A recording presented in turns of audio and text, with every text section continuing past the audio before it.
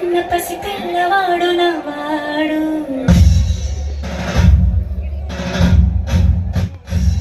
విడుముండోడు అని ఊరువాడ అనుకున్న గాని మహారాజు నాకు నవ్వాడు.